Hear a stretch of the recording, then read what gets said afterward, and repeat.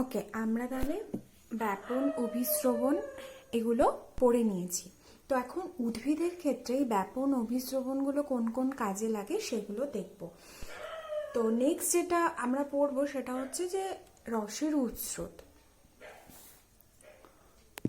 রস অর্থাৎ কি? রস বলতে হচ্ছে যে উদ্ভিদ মূলরম দ্বারা যে মাটির যে কৈশিক জল এবং জলে দ্রবীভূত যে খনিজ লবণগুলো সেটা যে শোষণ করছে সেটা হচ্ছে রস বা স্যাপ। আর উৎস্রোত মানে হচ্ছে অভিকর্ষের বিরুদ্ধে ওপর দিকে ওঠা। তাহলে যদি আমরা একটা স্ট্রাকচার ধরে নিই একটা গাছের, তাহলে কি এটা হচ্ছে মূল পার্ট, রুট, আর এটা হচ্ছে কাণ্ড। ওকে, কাণ্ড হয়ে এখানটাই পাতা।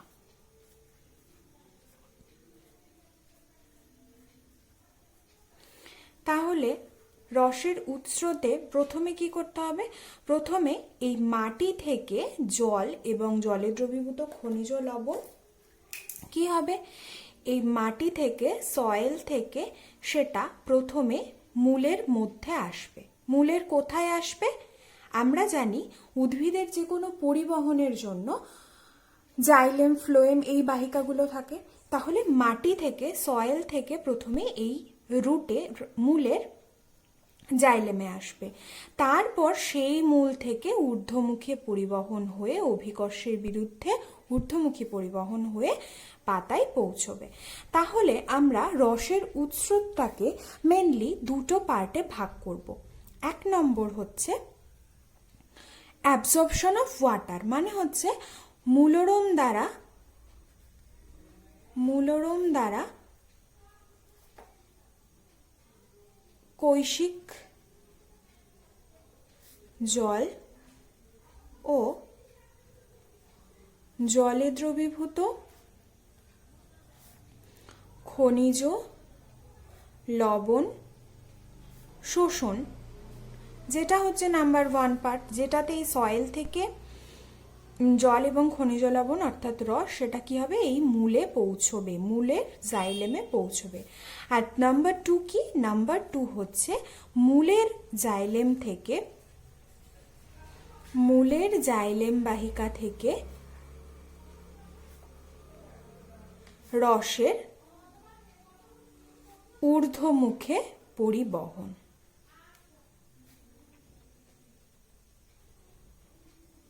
ওকে, তাহলে এই দুটো পার্টে আমরা রসের উৎস্রোত বা অ্যাসেন্ট অফ স্যাপটাকে আলোচনা করব।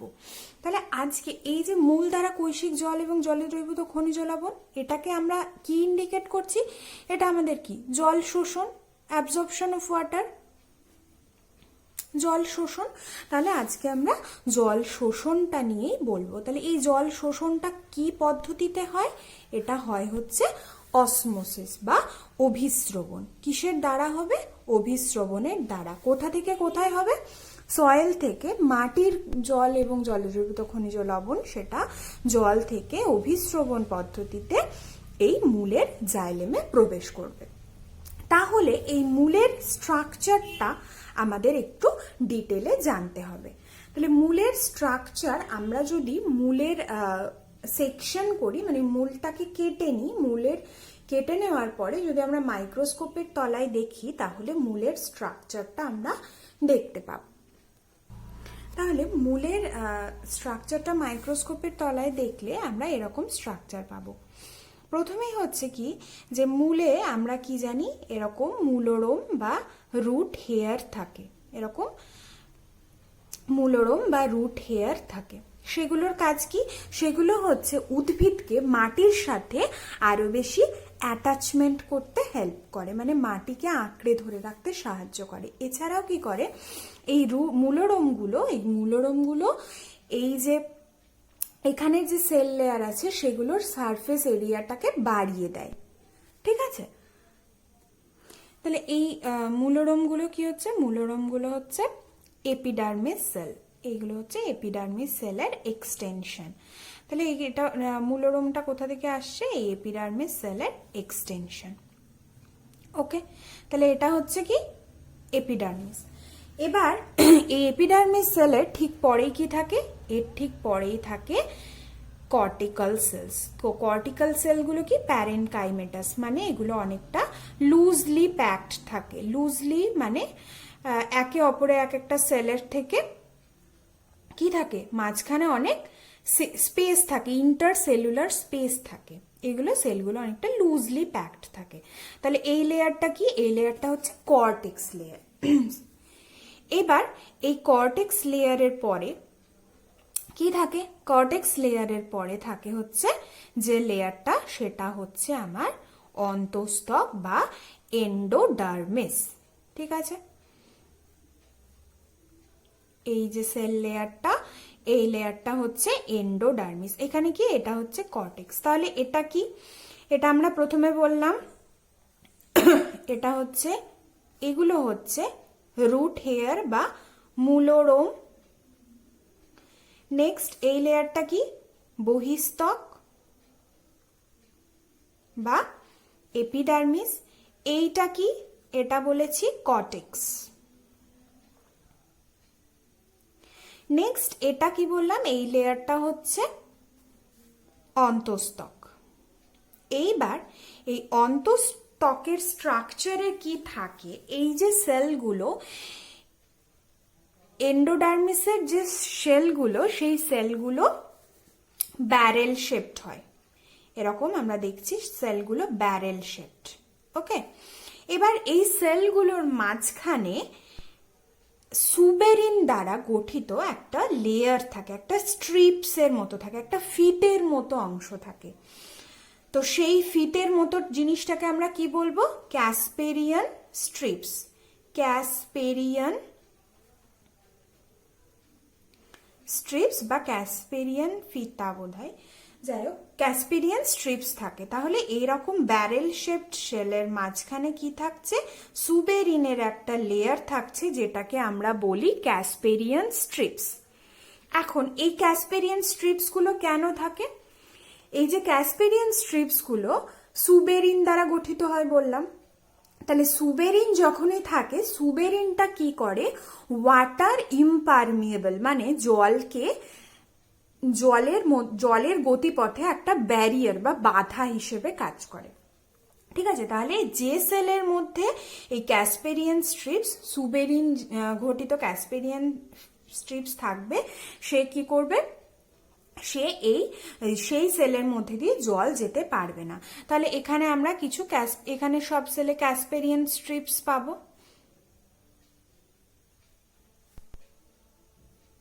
ঠিক আছে, এর মধ্যে কোন সেলে এই ক্যাসপেরিয়ান স্ট্রিপস থাকে না, যেরকম হচ্ছে এই সেলটা আমরা এখানে ধরে নিলাম।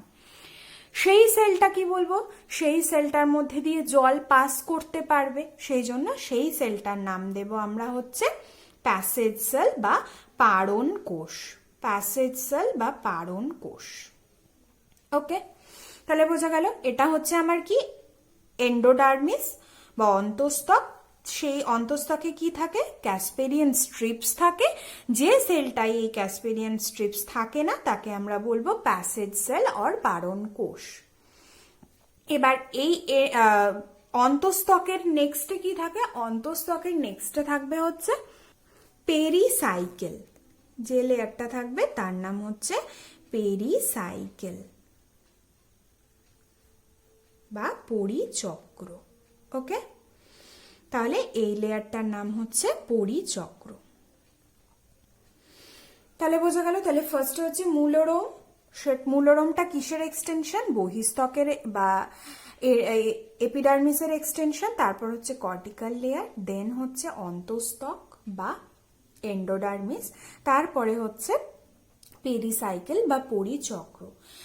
এরপরে পরিচক্রের ভেতর দিকে কি থাকে, ফ্লোয়েম লেয়ার থাকে, তার ভেতরে থাকে জাইলেম লেয়ার। তাহলে কি, এই পেরিসাইকেলের ভেতরে এই লেয়ারটা, এটা হচ্ছে ফ্লোয়েমের লেয়ার, আর তারপরে হচ্ছে জাইলেম। তাহলে এটা হচ্ছে জাইলেম আর এটা হচ্ছে ফ্লোয়েম পার্ট।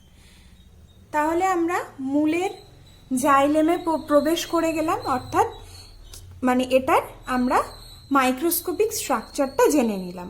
যে যে সয়েল থেকে যে মাটি থেকে যে জল এবং জলে দ্রবীভূত যে খনিজ লবণটা সেটা কোথায় আসলো, এতগুলো লেয়ার পেরিয়ে এই মূলের জাইলেমে আসলো। এখন এবার জল যে মুভমেন্ট করবে, মানে জলের যে মুভমেন্টটা সেটা দুটো পদ্ধতিতে হয়। তাহলে জলের পরিবহন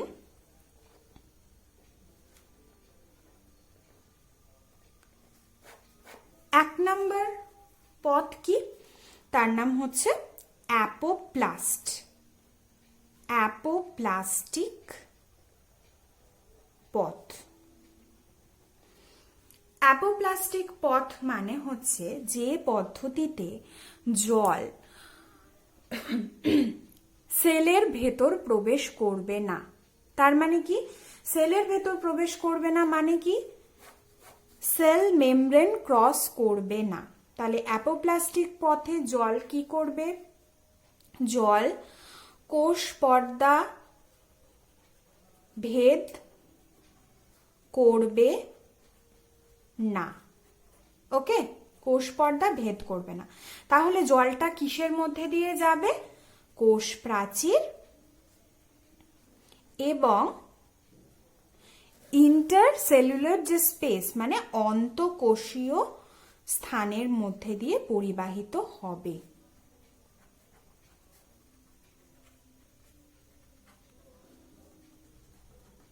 তাহলে কি বোঝা গেল, যে অ্যাপোপ্লাস্টিক পথে জল বা জলে দ্রবীভূত খনিজ লবণ যেটাই হোক সেটা কোনো কোষ পর্দা বা সেল মেমব্রেন ভেদ করবে না, শুধুমাত্র কোষ প্রাচীর বা ইন্টারসেলুলার যে স্পেস সেইটার মধ্যে দিয়ে যাবে।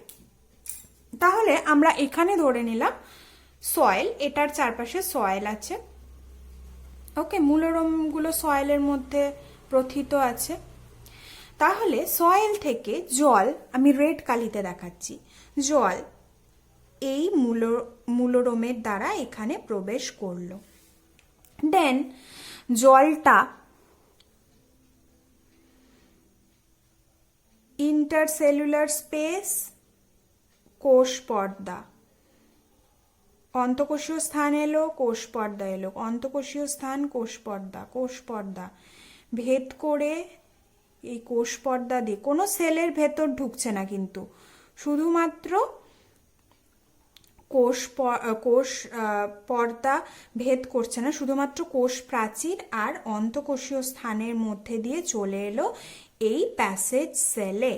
ঠিক আছে, যদি এইভাবে পরিবাহিত হতে হতে জলটা এই লেয়ারে আসতো তাহলে কি জলটা পরিবাহিত হতে পারতো না। কেন কি, এখানটাই ক্যাসপেরিয়ান স্ট্রিপস আছে, তাই জন্য এইভাবে পথে এসে এসে ও কোথায় এলো, পারণ কোষ বা প্যাসেজ সেলে এলো।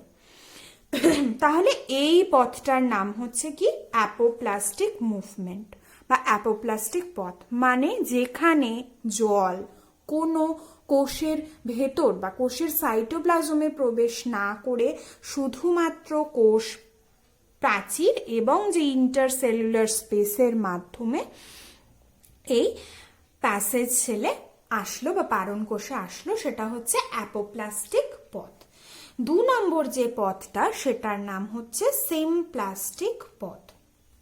তাহলে সিমপ্লাস্টিক পথটা নিশ্চয়ই অ্যাপোপ্লাস্টিকের থেকে আলাদা হবে। তো সিমপ্লাস্টিকে কি হয়, সিমপ্লাস্টিকে জল কোষ পর্দা ভেদ করে, মানে সেল মেমব্রেন ভেদ করবে।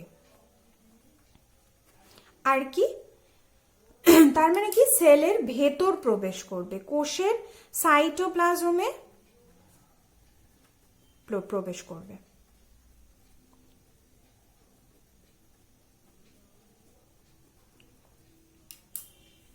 তাহলে কি, এটা তাহলে আমার কি হলো, নাম্বার 1 অ্যাপোপ্লাস্টিক অ্যাপো। এবার আমি দ্বিতীয়টা বলছি, সেটা হচ্ছে সিমপ্লাস্টিক। তাহলে সিমপ্লাস্টিক পথে এখান থেকে জল প্রবেশ করলো, দিয়ে জল কি করবে, এখান থেকে কোষ কোষ কোষ মানে কি, কোষ প্রাচীর এবং প্লাজমোডেজমাটা, দুটো কোষের যে সংযোগস্থল সেটা কি হয়, প্লাজমোডেজমাটা বলে।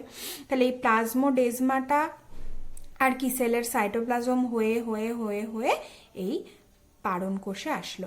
তাহলে এই যে পথটা যেটাতে জল কোষের ভেতর প্রবেশ করলো সেটা কি পথ? সেটা হচ্ছে সিমপ্লাস্টিক পথ। তাহলে দুটো পথ বোঝা গেল। নেক্সট কি? তাহলে দুটোই এবার এই প্যাসেজ সেলে আসলো, এ পারণ কোষে আসলো। এবার এই পারণ কোষে আসার পর পারণ কোষ থেকে এবার পরিচক্রে যেতে হবে। তাহলে এখানে কি আমরা অ্যাপোপ্লাস্টিক পথে যেতে পারবো? পারবো না, কারণ যে পথেই জলটা আসুক না কেন এই সেলটাকে ভেদ করতে হবে।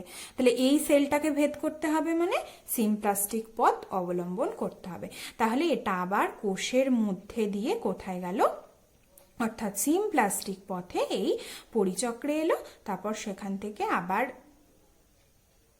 ফ্লোয়েম হয়ে এই রুটের বা মূলের জাইলেমে প্রবেশ করলো। তাহলে আমরা কি দেখলাম?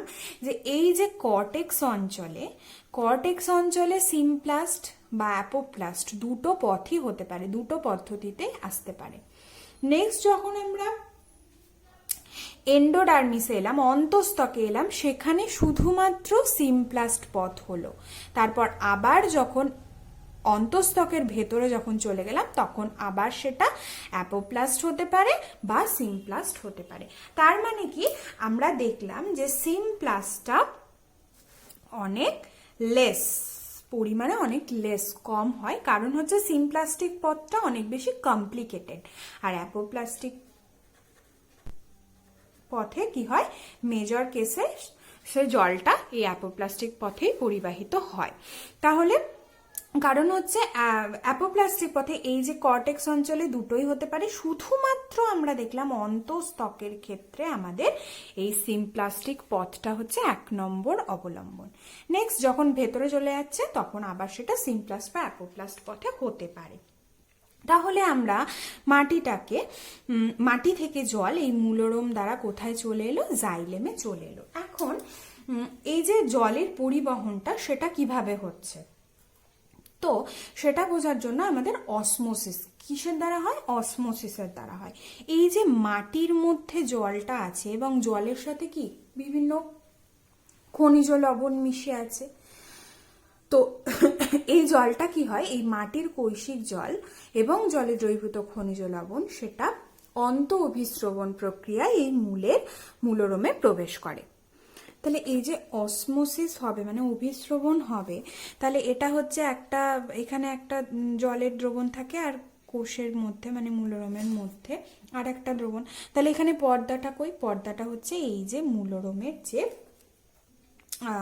সেল মেমব্রেনটা, সেটা এখানে অর্ধভেদ্য পর্দা হিসেবে কাজ করে। তাহলে এবার এই যে মাটির মধ্যে মাটি এবং মাটিতে যে খনিজ লবণগুলো জলে যে শোষিত থাকে, তাহলে এইখানকার বাইরের যে সলিউশনটা সেটা হচ্ছে কি হাইপোটনিক, আর এই যে মূলরোমের ভেতরে সেটার হচ্ছে হাইপারটনিক। তাহলে হাইপোটনিক থেকে হাইপারটনিকে অভিস্রবণ হবে, মাঝখানে এই অর্ধভেদ্য পর্দা আছে, সেইভাবে জল কি করে? অন্ত অভিস্রবণ মানে কোষের ভেতরে যখন প্রবেশ করে তখন সেটা কি? অন্ত অভিস্রবণ। তাহলে অন্ত অভিস্রবণ প্রক্রিয়ায় এভাবে বাইরে থেকে জল মূলরোমের মধ্যে প্রবেশ করে এবং তারপর এই অ্যাপোপ্লাস্টিক এবং সিমপ্লাস্টিক পথে কোষান্তর অভিস্রবণ পদ্ধতিতে এক কোষ থেকে আর এক কোষের মধ্যে গিয়ে আলটিমেটলি এই মূলের জাইলেমে প্রবেশ করে। তাহলে কি হচ্ছে? এখানে হচ্ছে অন্ত অভিস্রবণ প্রক্রিয়ায় জলটা মাটি থেকে কোথায় যাচ্ছে? মূলরোম দিয়ে এই জাইলেমে চলে যাচ্ছে।